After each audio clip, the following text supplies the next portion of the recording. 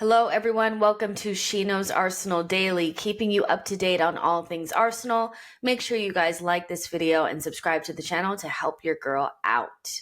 Arsenal lost their first game in the Premier League season to a controversial goal created by Joe Willock and finished off by Anthony Gordon.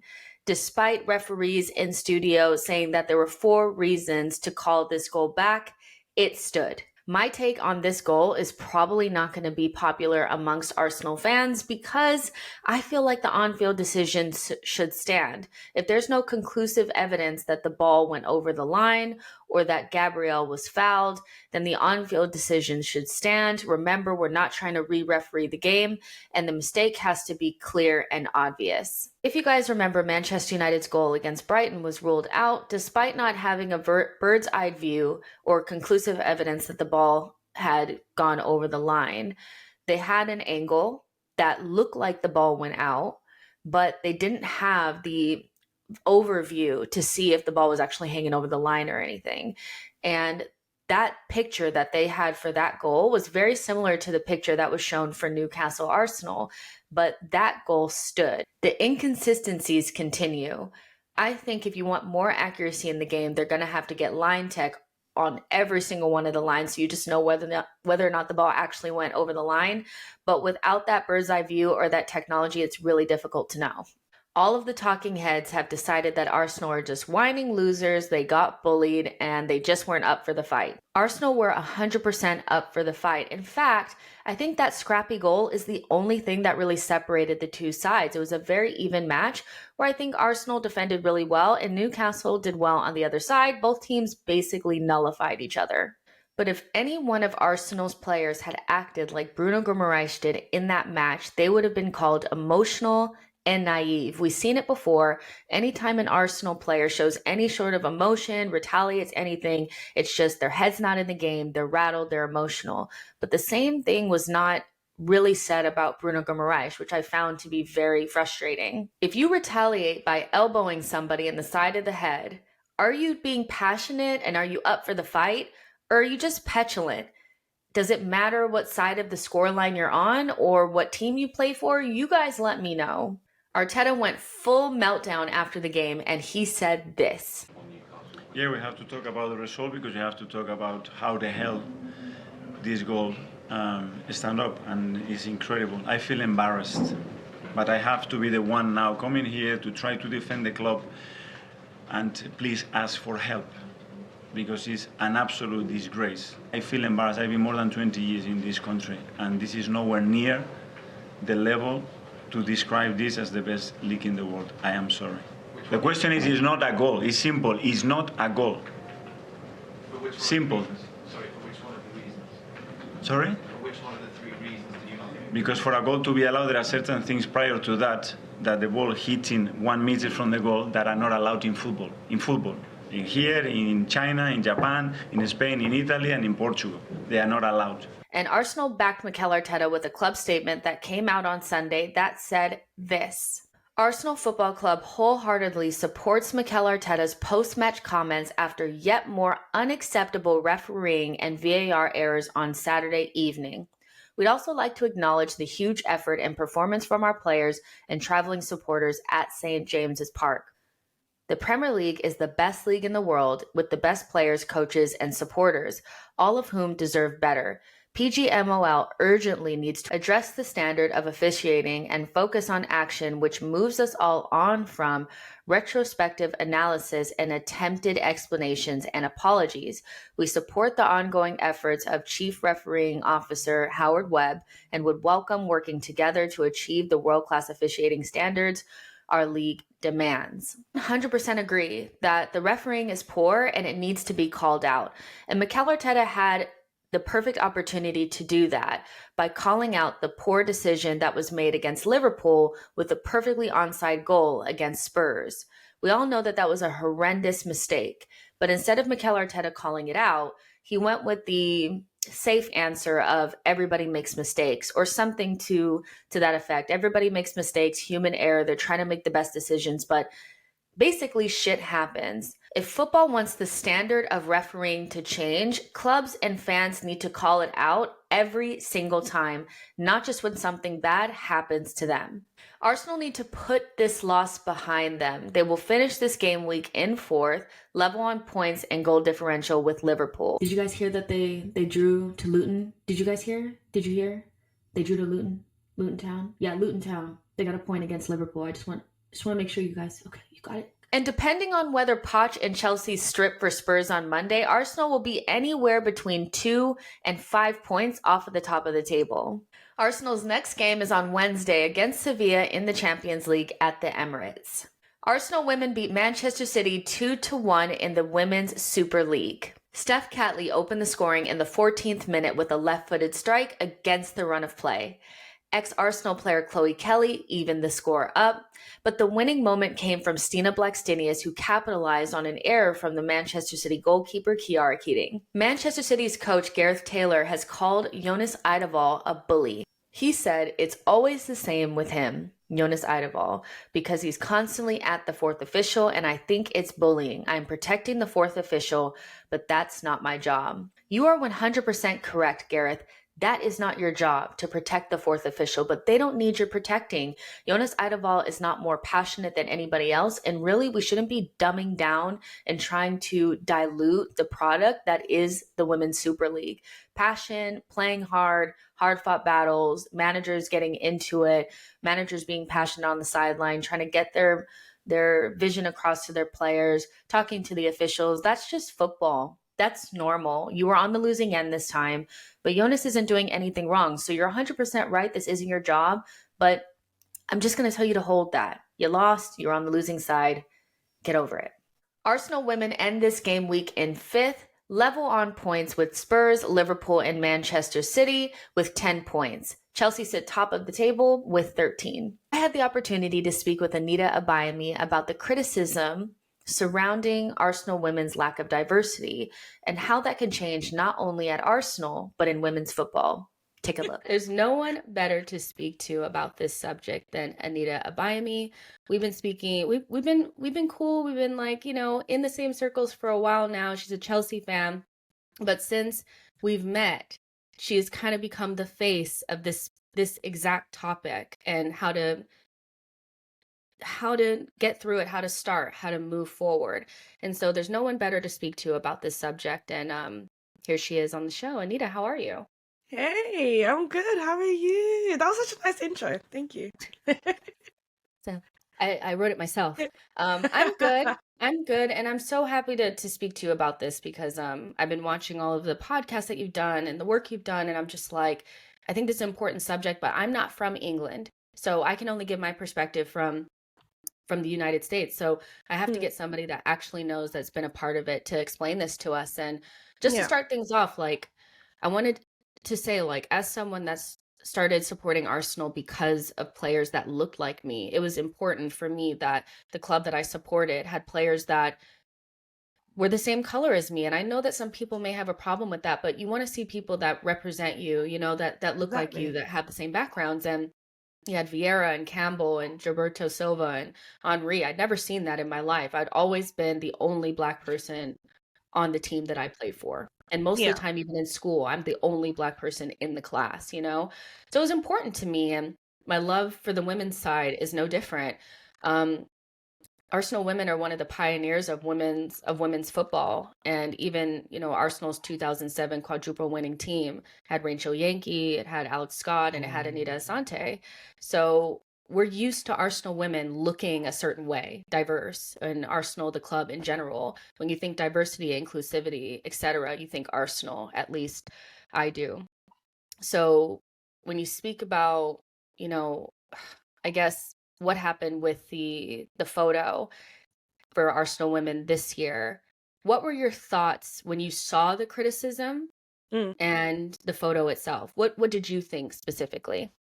I saw it coming. The second the photo got released, I saw it coming. I said, there's going to be an uncomfortable conversation that's about to happen. And lo and behold, uncomfortable conversations. And If I'm being totally honest with you, it's been a long time coming, not just for Arsenal, but for the WSL. The WSL has always been a question of where are all the black players, where are all the Asian players, the ethnic minority players as a whole, where are they? You don't really see much of them. You see a lot of white women in the WSL, but you don't see many black women, you don't see a lot of Hispanic women, you don't see a lot of Asian women. And the second I saw the photo, I was like, if questions aren't asked, then clearly there's not much more that I can do in my career, as because I always try to like make sure that young people of color feel represented in the women's game, right?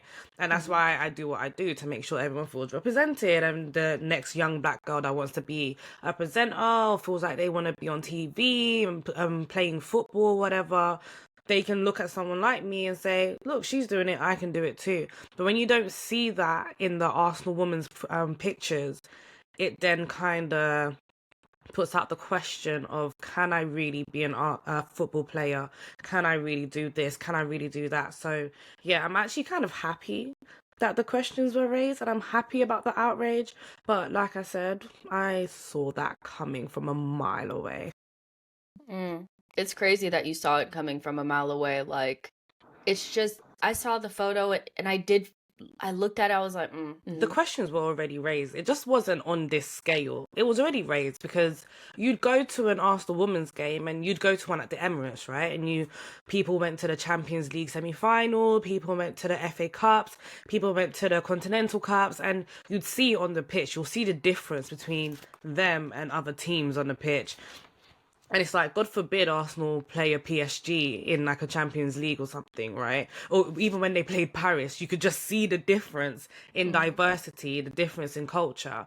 And that's why, like, I saw it coming, because there's just not enough of them. And they are a massive club. Arsenal Women's are probably the biggest club, and I hate saying this as a Chelsea fan, but probably the biggest club in the WSL, because of their history and because of the players that they've had in the past, and because they're the only ones to win a Champions League as well. So them not having diversity, it's just been a long time coming. And the picture, you're right, it was literally right in your face. Like, you can finally see it on paper. You ain't got to look out on the pitch no more. You see it on paper that this is a squad full of just white women, and it's a problem that needs to be addressed. So Arsenal women, they acknowledge it. They acknowledge the lack of diversity in the team photo, and this is what they said in their statement: "We acknowledge our current women's first team squad does not reflect the diversity that exists across the club and the communities we represent.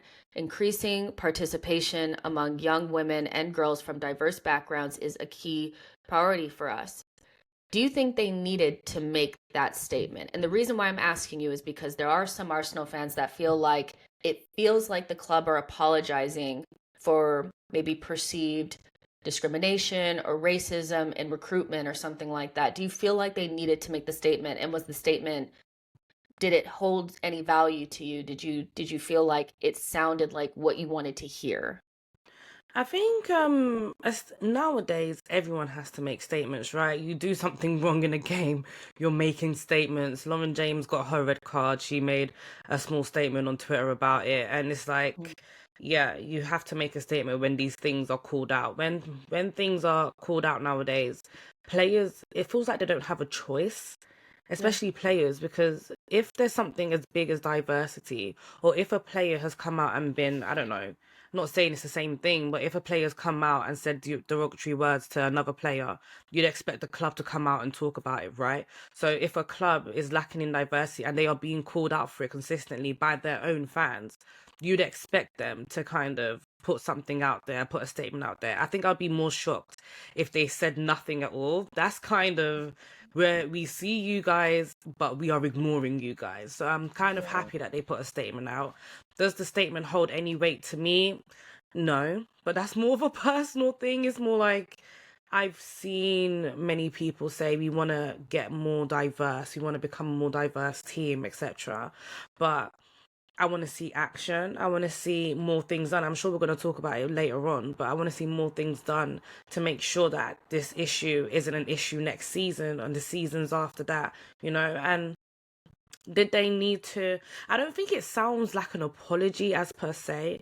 I think it more sounds like, look, this is the issue and this is how we want to resolve the issue. This is what we know about our club and this is what we want to be able to portray in our club, and we understand and we acknowledge that we haven't been doing that. So I don't see it as an apology. I just see it as them taking accountability of what's happened and the picture and the lack of diversity, which they've got to take accountability for. So I'm happy that they did that. It doesn't hold weight to me purely because I'm more of an actions person. But yeah, to the young girl that's reading that, thinking that something's going to happen in future, hopefully it does. And that's more reassurance for them. Ex-Arsenal striker Ian Wright, if you guys don't know him, Where you been? He called it a systematic problem, while former England international Annie Aluko said that at the time the changes need to be made are like in recruitment to tackle the lack of diversity. So to me, those are two different sides of the conversation. Is it an internal issue, like something from grassroots, systematic, something from the beginning, or is it recruitment? Honestly, I think both sides are right. It's both a systemic. It's both a systemic problem and it is a recruitment problem. So you can go back to the grassroots and you can see that there are so many young, talented black women that I've spoken to about their journeys in grassroots and them not being picked for team, not because of their ability, but because they might have a bit of attitude or they wear their hair differently, and they just feel like they are racially kind of profiled, right? Because when you're a black girl and you've kind of got a little bit of this, a little bit of sass, it's all attitude, right? But at the end of the day, if your skin color was different, would it be attitude? Yet to be decided. I'm not going to say nothing on that because that's a whole different conversation. But with that being said, you can see that from the grassroots side, there is a problem. And then when you go into schools, I went to an all-girls school, right? An all-girls grammar school. And we had like a football club that I begged for like a day. And then there was nothing after that. And it's like you're pushed into athletics, you're pushed into rounders, you're pushed into netball, and you're never really pushed into football because women don't play football, kind of thing. That's when I was growing up. I don't know what it's like now. It seems like things are different, especially seeing as England won the Euros. But before that, that wasn't the case. And then you kind of look at things that have happened to Enya Luko, so with the England team and everything, with Eni, and you kind of look at her and think, is what she's saying, does it hold weight? And a player like Eni, you kind of have to take her word for it because she is a black woman. And Anita Asante as well. They are both like black women. Alex Scott is a black woman. And, if they say that there is an issue in recruitment as well, then you kind of have to take their word for it in that aspect. Yeah. And I look at Chelsea right now. Chelsea is the most diverse team in the WSL right now. And all it took was them to recruit in different areas of the world. And they've got a lot of black women in there at the moment. Sometimes I'm just a little bit overwhelmed, like, damn, I'm loving all of this. And you kind of, you're enjoying what they're doing with their recruitment. So then you kind of ask the question as to why others if can't. Chelsea can do it, why haven't other teams picked that up? Because it's not hard to do. There are a lot, like Jess, there are a lot of talented young black women in England that play football on a weekly basis. They are not being picked up. And that's where it becomes a recruitment issue. And that's where recruiters do need to look at themselves a little bit and just go into these rural areas, make it more accessible and scout correctly for these players. Yeah, no, I definitely hear that. I think that's the uncomfortable part of it is when Annie says that she's clearly been in the she's been there, so she would understand. So as uncomfortable as the conversation may be, that it may be recruitment or not looking at these girls for whatever reason, you have to take it seriously. And if that's the case, like you said, if Chelsea can do it, I know Arsenal women can do it. Yeah. And there are plenty of talented players of all races and backgrounds that could definitely be very good for Arsenal, you know? So Yeah. it's something to definitely look at. Last year, the BBC estimated that the proportion of Black, Asian, minority ethnic players in the Women's Super League is between 10 to 15%, down significantly from near 33% in the men's Premier League. And the same conversation was also brought up with the Lionesses, like during the Euros. You know, they were, you know, it's like, why does the men's team look so different than the women's team? Why is there only like three players that have any sort of like Black descent? Like, you Yeah. know, it was brought up then. So is it important to acknowledge that this is not just an Arsenal women problem, and it's a women's football in England problem, to open it up a little bit more? Yeah, what I don't like is everyone's kind of picking on Arsenal a little bit. It's like it's not just an Arsenal problem. It's from the top down. It's the England team. It's the entirety of the WSL. It's grassroots. It's everything. There's a whole big issue there that people are now pinning it down to Arsenal. Like I said, you're the biggest club in England when it comes to the WSL, and because of that, you will be held to a certain standard, and that's why there's so much outrage, and that's why you guys probably have the biggest fan base when it comes to women's football as well. When I go to the Emirates and for a women's match, I think you guys played Liverpool not too long ago. When I went to the Emirates for that, I was like, Jesus Christ, it was much more full than when I went to Chelsea versus Tottenham at Stamford Bridge. You guys have such a large fan base that unfortunately Arsenal is being held accountable for what is a systemic issue across Yeah. the entire border, right? And I look at grassroots in London, there's still an issue in grassroots in London. There are different teams such as, I don't know, let's say Romance FC, Football Beyond Borders. They're building kind of more diverse teams. She's Rising Ballers as well, building more diverse teams and stuff. But how many scouts are going to these teams and picking them up from there, you know? And it's not just in Arsenal, it's in Man United, it's in Aston Villa, it's in Everton, it's everywhere. So Yeah. accessibility is the issue here. It's not Arsenal, it's accessibility, and it's going from the top downwards to make everything accessible to all races. So Arsenal's statement also, you know, this is just continuing on with that said, increasing the participation among young women and girls from diverse backgrounds is key priority for them at academy level, with specific measures in place to improve pathways and accessibility, like you just spoke about. It's a priority for the club to continue to drive greater diversity and inclusion and create a sense of belonging for everyone connected to the club. And so we kind of spoke about before, like actions speak louder than words. So what are those key actions that need to happen now for us to see more diversity in the WSL and, you know, women's football in general?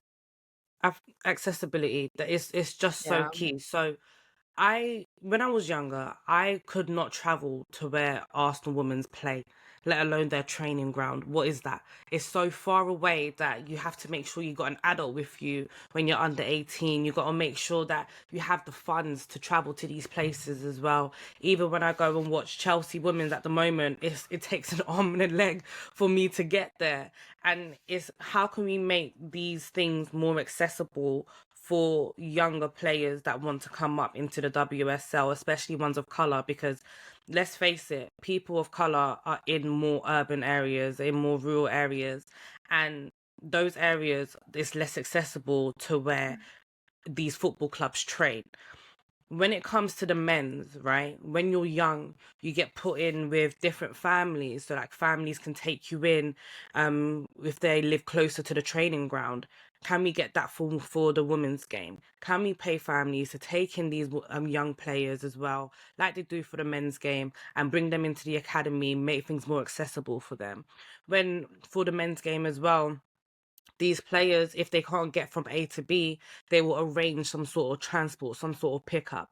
Can a company fund this for the WSL? Can companies kind of pump money into the women's football enough to make sure that even the championship, when they're recruiting from there, that their players find it more accessible to come to the training grounds, to come to wherever they play?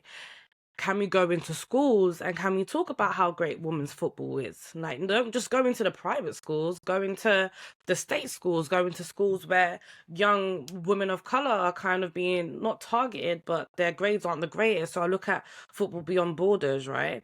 And what they do is they go into these schools in London. I think they've expanded to Manchester now, but they go into these schools and people that have been kicked out of school, they take them in. Can we find a way for, you know, football clubs to get involved with that a bit more? I know Nike's heavily involved with them, but can football clubs get more involved in that as well? And there's just so many different ways to make things more accessible for younger women that I can't see how it's not happened already. But again, the women's game is still growing. It's always going to be still growing. I can't wait till it's grown enough to the men's game, because the comparison right now is still pretty ridiculous. But as it grows, I hope that they develop these sort of accessibility things, because ultimately it's down to the FA, right? When the FA is ready, they can make these changes and they can pump the money into the organizations that need to make this happen. Well, yeah, you speak about wanting, you know, the women's game to grow. And Pippa and I also had that conversation as well from like a different perspective. And the only way for things to grow is to like have these conversations, make it known that the lack of accessibility is the biggest thing. And then, you know, leave it up to the powers that be and say, if you actually want to change something, you have the ability to do it. So make it happen. And you're a part of that. So you want women's football to grow. You're doing your part by being a part of these conversations. And I want to thank you for taking some time to speak to me about this, because you're definitely like the authority on this 110%. And if you can let people know where they can find you and stuff like that, that would be great. Yeah, sure. Thank you for having me, by the way. I was really happy when you messaged me. Honestly, thank you. You can find me on all socials at Anita Abayomi. I've changed my at now. I've gone like proper professional. Anita Abayomi. What was it before? It was FLWN. Yes. Football Life with Niece. Yeah. I used to say flowing. It was. That's how I used to say it as well. Like, I think it's flowing. Honestly, that's how I used to say it as well. And yeah, it just wasn't catching on. So I'm like, okay, time to go professional. But yeah, you can find me there. And you can find me on Gold Diggers UK. That's goalpost, like a goalpost. Gold Diggers UK on Instagram and Twitter as well. Thank you guys so much for tuning in to She Knows Arsenal Daily. The She Knows Arsenal podcast for the Newcastle game with my special guest, Gunnar Lee, will be available on Patreon at 1 p.m. UK time. If you want access to that podcast and 7 days free of She Knows Arsenal Patreon content, you can do that on patreon.com/She Knows Arsenal, or go to the link in the description box and sign up there. See you guys in the next one. Bye, guys.